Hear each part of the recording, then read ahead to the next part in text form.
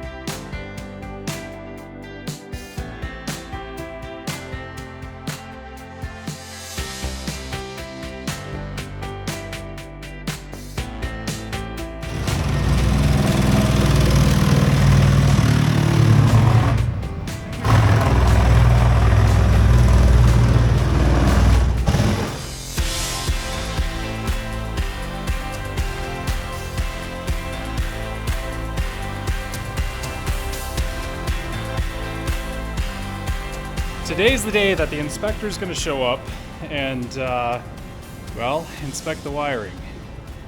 Luckily for me, Ryland is like a master electrician, and that's why I have him here. There's some things that I've had to do, so hopefully I did it right. But there's also a couple things that I have not finished because I want to talk to the inspector and see what's the right way to do it. Because if I just do it, he might tell me to just redo it. I don't want to do that. It's better off to just wait, ask him, and then he'll let me know. But anyways, he's going to show up today sometime, get that done. It's a little chilly outside. Like, a little chilly. Snowy, cold. Yeah, so the guys are downstairs working in the basement, putting up some walls. It'll be a nice day to do that. So we got the heater downstairs. I gotta go get some diesel for it because it's running off diesel. And yeah, things are happening. It's good. Oh yeah. Hopefully, keyword, hopefully the inspector says you're good to go And then if we have a moment, we'll put some sheetrock up, and then that'll keep some of the heat in here. So yeah. All right, looking good. I'm happy. Let's go get some diesel.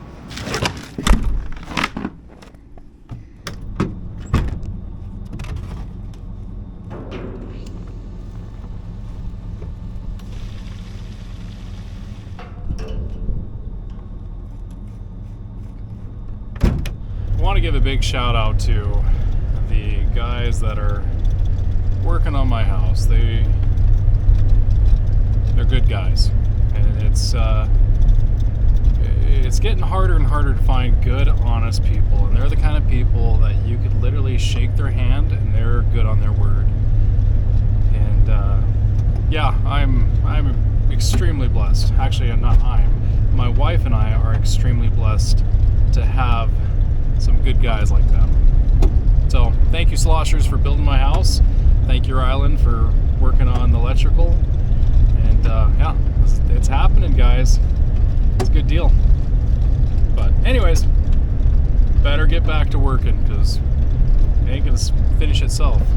And I got a lot to do.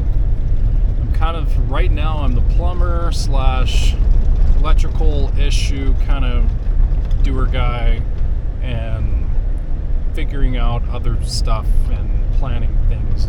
That's what I'm doing. So I guess you could say I'm the general contractor that does kind of a bit of everything, but not very well. So there's that. But it's happening. That's all that matters. Oh, we're getting closer. We're getting so close. I'm really excited to move into this house because, well, it's been a long time of trying to make this happen, and it's happening, and it's so exciting. My wife and I are so incredibly blessed. Getting there.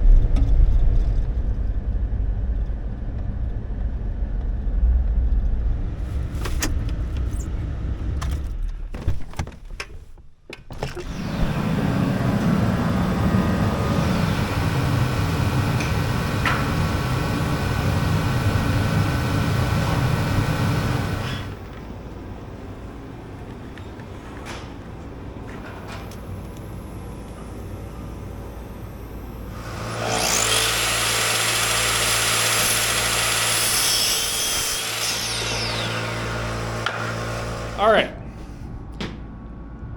the furnace, the boiler, and the hot water heater, or the tankless hot water heater, all require an exhaust and an intake for it to breathe. So that means with 3 of those, there's 6 tubes that gotta go through the roof. I really don't want 6 holes going through the roof.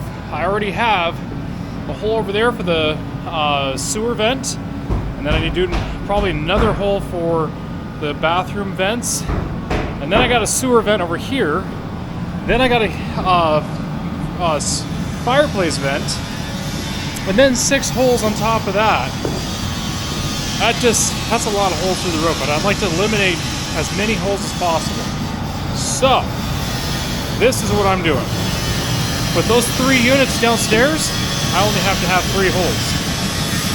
See this bad boy right here? I think they call it concentric. Yeah, I think it's a concentric vent. So how it works is, let me just put it over here on this garbage. The exhaust goes up the center, right here, and then the intake is sucked around the outside. So they've got this nice, cute little top. And if you look right here, that's exhaust port, and then your intake is actually below. So that means I only have to have 3 holes cut in for my venting on my utility room. Now, for the bottom of the utility room, I had to run the tubing through the floor, and I decided to run it through my closet and move the wall out just a little bit. So as you can tell, here's my wall. So I've got 2-inch PVC for the tankless, 2-inch for the fernless, and then my boiler takes a 3-inch. But then when it goes up into the attic, they're all combining into a 3-inch to go through the roof. So that's kind of what's going on. I know it's a little bit of a rambling on, but anyways, they're up on the roof putting the sheets on, and they're cutting holes for the venting, and then that way, once they get that in, I can start plumbing all this into my utility room, and then hopefully, keyword, hopefully we can get some heat in this place. So I still have a ways to go. There's a lot to do. But anyways, that's what's going on.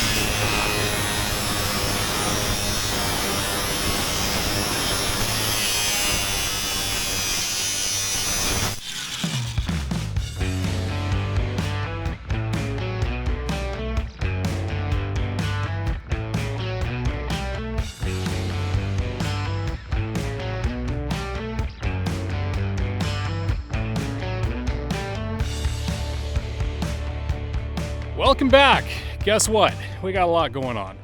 In fact, there's way too much going on. But we got sheetrock for the ceiling, which is awesome. They're unloading a bunch of 2x4s for downstairs. We still have a couple walls to build, and then we're gonna start carrying sheetrock in. And it's nice in here.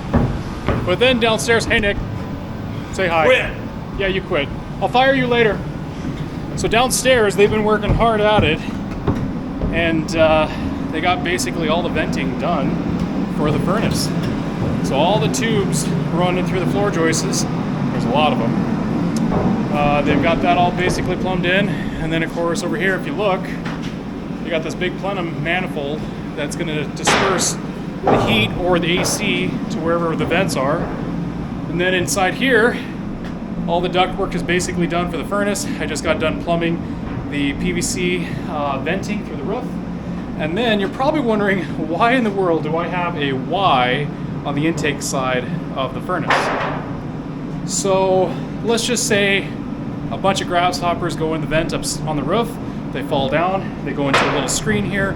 To clean it out is gonna be a pain. So I'm gonna have a cap here, I can just take it off, put a vacuum in there, suck everything out, put it back on. Or, here's the other thing. If it gets super, super, super cold out and it ices the top vent for the intake on the top of the roof, I can just take the cap off right here and just let it suck air from the inside of the house just to heat the home for the time being until we can unthaw it. So that's the idea behind that. But I got my boiler in. I still have to do some plumbing on it. The venting is done. As you can tell, I haven't done a whole lot on this wall. Still working on it. And then of course, yeah, I got a lot of work to do. But things are happening, so that's kind of the gist of it. So let's go see them work hard while I record. Don't worry, I'm putting in a lot of hours to make this happen too. Oh, my bad. Say hi to the camera. Hi, camera. There you go. So anyways, this is 5/8 sheetrock. We're putting that on the ceiling.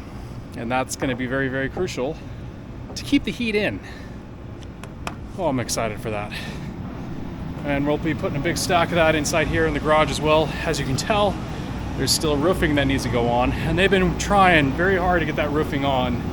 It's just been so cold, and it's been hard to try to work in the cold, but it's almost done. So things are happening. It's good. Let's watch them work. Maybe I'll give a hand. Maybe. We'll see.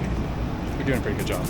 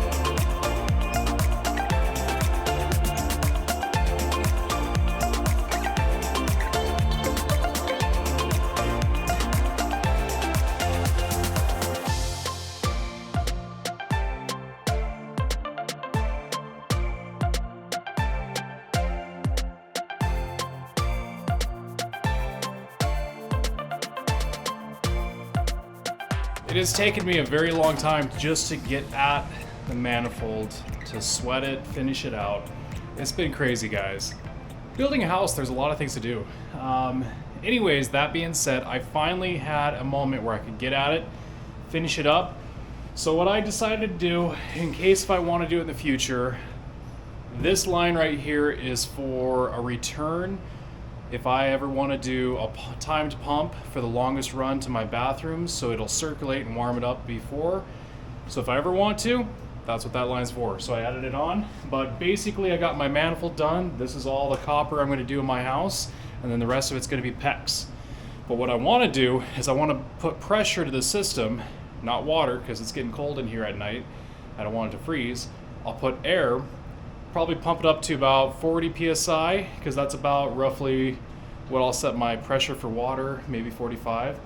And then I'm just going to leave it, and then come back the next day, and I'll just keep checking the pressure and see what it does. And if it holds its pressure, then I don't have any leaks. But if it doesn't hold the pressure, then I got to take soapy water and find out what fitting or valve is leaking. So anyways, let's add some air to it. So I've got this air hose here, this bad boy. I just put an air chuck and crimped a fitting on, and let's fill this thing up a little bit. I'm gonna have to put the camera down. This is hard to do. Can you see? I can see. I got no air. Why do I have no air? Well, it definitely helps if I plug the hose into the pump, air compressor. It's one of those days, guys.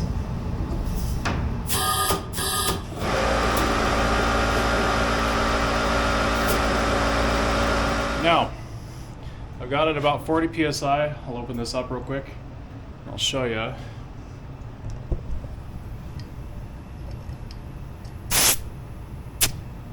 Really hard to do with one hand. I bumped the bleed off.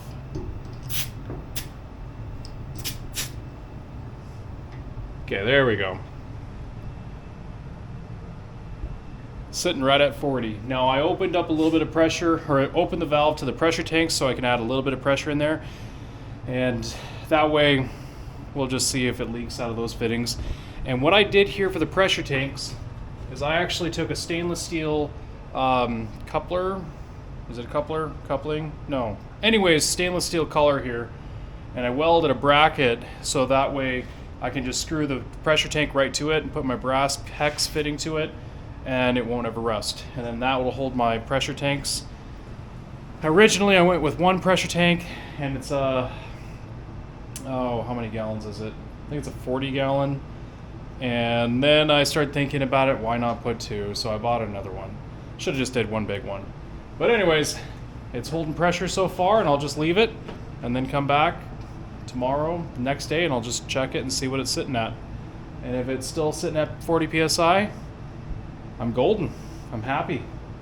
So, yeah, I think it's good. It's a little cold in here.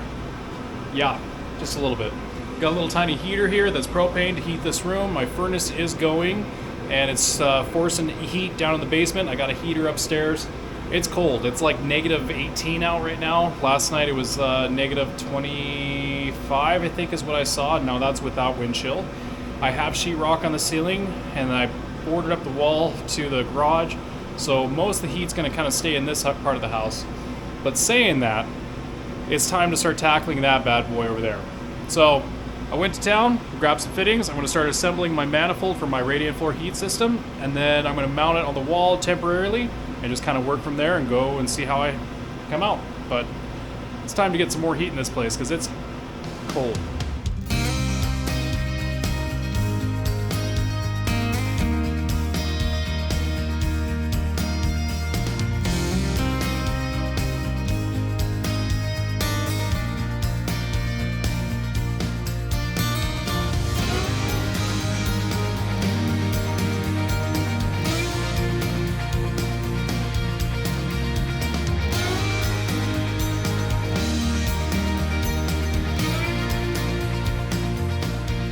Now we're at my house. Dad's helping me. We're going to run all the PEX lines into the utility room, And I've got the manifolds up there, and so what we're gonna do is we gotta do 3/4 lines to the bathrooms back over on the other side of the house, which is like one full bath downstairs, one full bath upstairs, and a 3/4 bath as well. So we're gonna do 3/4 there, 3/4 return, and then I'm also gonna do a 1/2-inch return line so I could have a circulation pump if I ever choose to in the future. So Dad's here, he's gonna help me. Nick's over there doing something fun. I'm helping pull in line instead of pulling weight. If you look over here, what we got going on, which is so wonderful. It's a very unique design. You can see here's the blue return line for 3/4, but look at this handy dandy spool setup. Oh yeah, 2x4, we got a divider. It's engineered to spec. So what we're doing is he's unraveling them, I'm pulling, except for he already pulled a blue one by himself. And then we'll just get them pulled over, get them in the manifold. We'll cut them over here, leave a little extra so we know exactly the same length, and go from there.